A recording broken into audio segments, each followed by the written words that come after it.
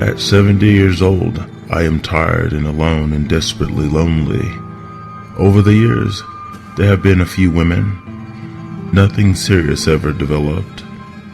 How could I possibly explain that I am a convicted murderer, guilty as hell, and on the run? I am afraid of what old age will bring. Death certainly, but sickness and perhaps dementia as well. Who will care for me? Who will care at all? The question on my mind lately is, should I surrender?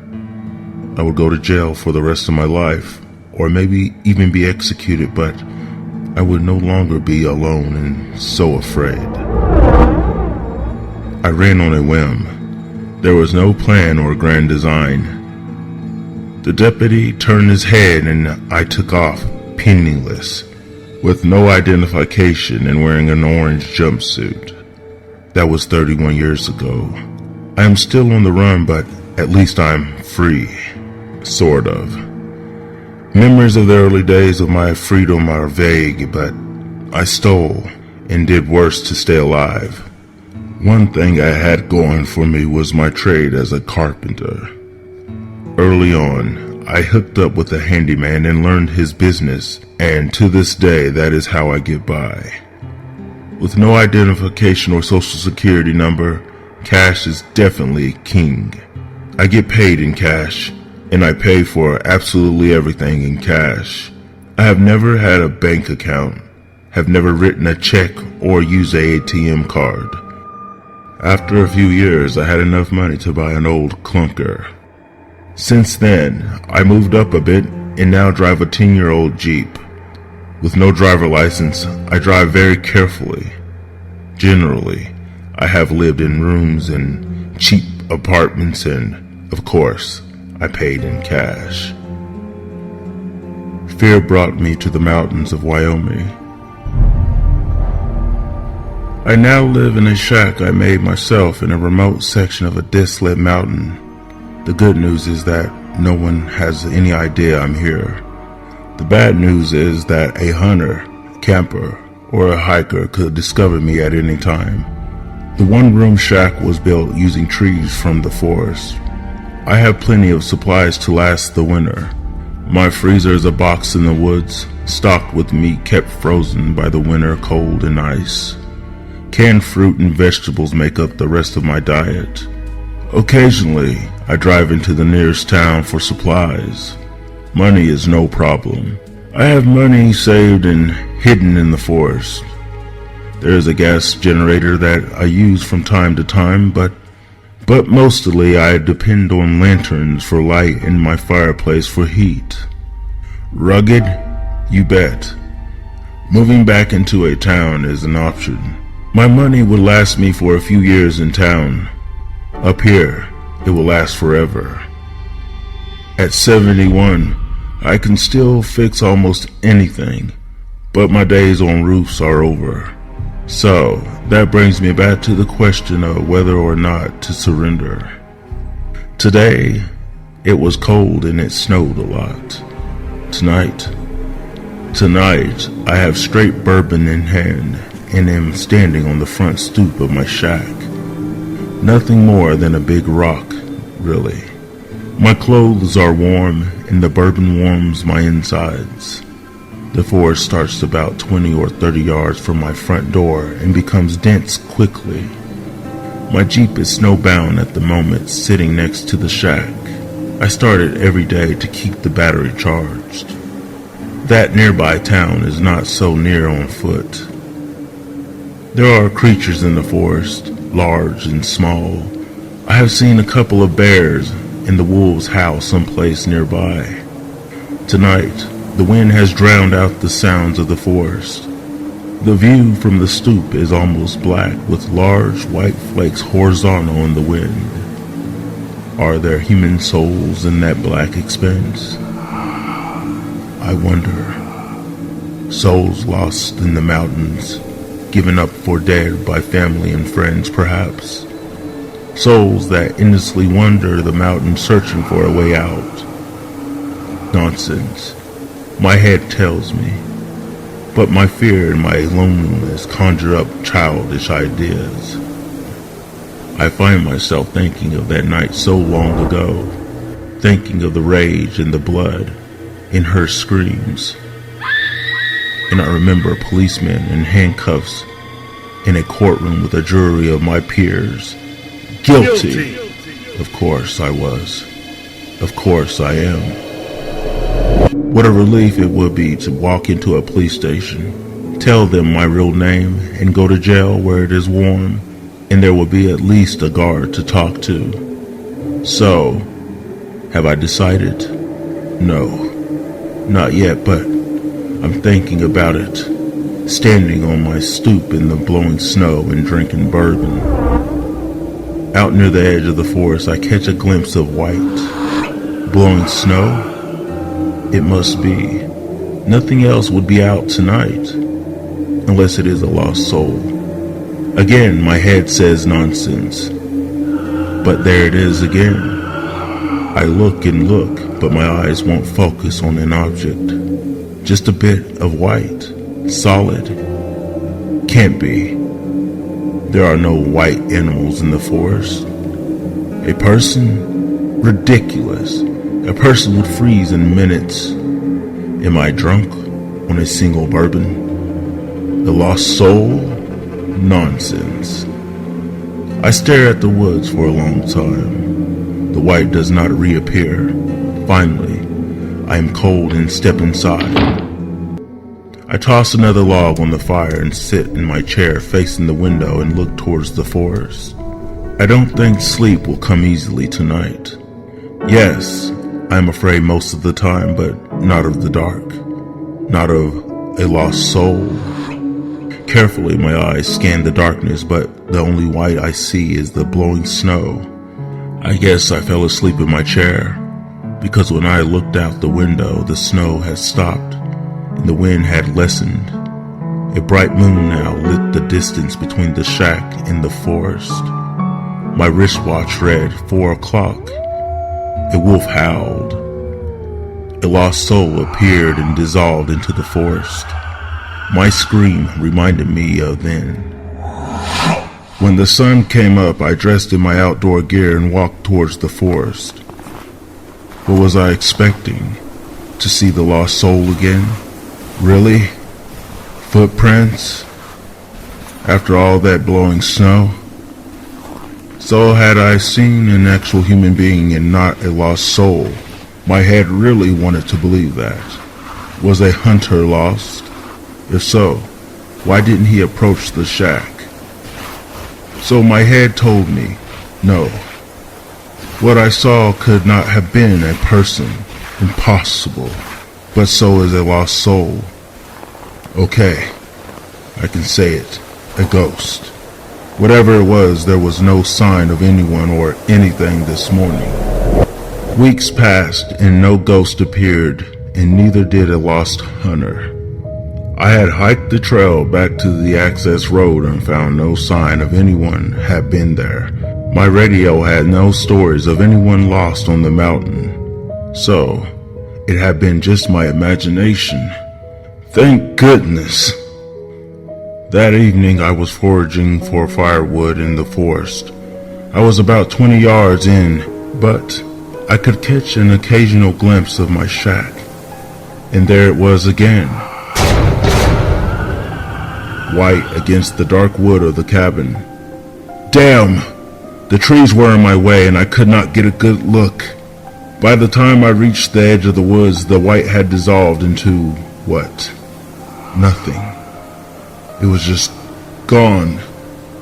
My load of wood was heavy and I stumbled trying to hurry home. I dropped the wood next to the stoop and looked for footprints. There were none. But there was blood. Jesus! A lot of blood on the stoop. The gray stone was red. The blood ran into the snow, turning it red also. The scream gargled up in my throat, but somehow I stifled it. It had to be an injured or wounded animal, but there were no tracks, and there was no blowing snow to cover them this time. Stare crazy, that's what it is. Being alone and afraid up here is driving me nuts. But I didn't feel nuts. However, that would feel. But I decided to drive the Jeep back to town. Impossible tonight. I would drive into a tree or off a cliff. The drive would have to wait until daylight. That meant another night in that chair looking for the ghost. But the ghost did not come back that night. By the next morning, the blood on the stoop had dried. At least the blood was real. It took me hours to dig out the Jeep. During the day, the forest was alive and the sounds spooked me. But there was no ghost. Finally, I was ready. I put some money in my pocket and picked up my shopping list and headed out to the Jeep, half expecting to see the ghost behind the wheel. The Jeep was empty.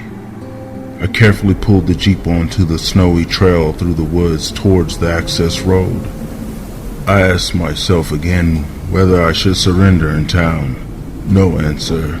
The access road is about 5 miles from the shack. In truth, the access road is just a dirt trail made mostly by me. The access road eventually runs into a county road and then down the mountain and into town. Under the best of circumstances, the drive is long and tiring. In the deep snow, it was formidable. Oh dear God! There it is again! White something against the trees, swirling, shifting, disappearing, and reappearing. The Jeep's brakes locked, and I slid into a tree. A chuckle. No, that just could not be. A ghost does not chuckle. My seatbelt saved me from injury, but the Jeep was a mess. The airbag deployed, the front end crumbled, and the radiator hissed. Could a hiss be mistaken for a chuckle? So, now I was stranded miles from home in the bitter cold and snow, and my only choice was to walk back to the cabin. I had started in the morning, so I had most of the day to get back. Before starting, I carefully looked at the woods, trying to see something. The walk was exhausting. The snow was deep. I tried to walk in the Jeep's ruts, but they quickly got covered by drifting snow. But I knew the direction and plowed ahead with a determination born of desperation. If I failed to get to the shack by nightfall, I would die out here. I had walked for hours, not really looking ahead or behind. Slowly, I became aware of a presence next to me. I looked up to see the white dance away from me. Another chuckle. Then I heard my name. John. My real name. Unspoken for 31 years. Spoken softly. A whisper, really. Who are you? I said almost to myself.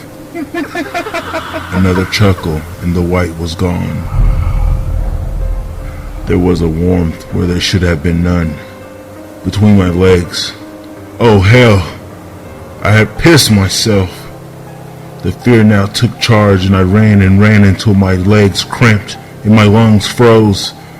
Can a ghost perform miracles? I was home. I burst through the door, and there was the white, floating on my chair and chuckling. I asked again, "Who are you?" The response again was my name. By now, panic had given way to acceptance. Either I was crazy and so nothing else mattered, or the white was real and nothing would ever matter again. The door to the shack closed behind me. A small white thing hovered near it. Then yet another small white thing drifted from the chimney and into the room.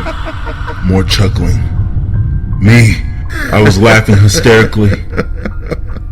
John. And then the voice, a female voice, called me by my name and said to me that they would like to keep me company. Why, of course, I thought. Why not? Chuckling. The voice, familiar but not really.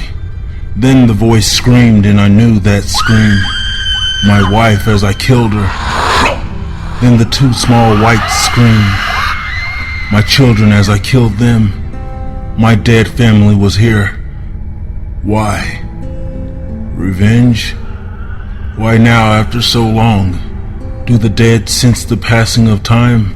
Maybe I had killed them yesterday, or this morning. Oh God, I hope I am hallucinating. Please let me be crazy, I pleaded. No, you're not crazy. Said the voice of my wife. Maybe once, but not now. Your family is here, and we're going to keep you company. Jesus! She could still nag as a ghost. Slowly the white of my wife shifted and a shape began to emerge. My dead wife sat in front of me. The wife I murdered sat there looking at me. There was a rustle behind me and my children stood in my shack. 5 and 7 years old when I blew them up with a shotgun. Chuckles. Are you afraid? The voice asked me. Oh, yes, I replied. So was I. She said. The chuckle became a sob. My children were bleeding, lifeless lumps lying on the floor. Was that then, or is it now? Memory and reality merged. Fear and rage became what? Oblivion. My next clear thought occurred as I walked into the police station. Oh yes, I confessed. I begged and pleaded for the solitude of death row, anything to get away from my dead family, but they were gone. Where? I spent time in jail and then in prison. After months of court appearances and arguments over the death penalty, I was moved to death row. The 2 guards who led me to my cell were talkative, pleasant fellows. Waiting for me in my cell were 3 shimmering whites.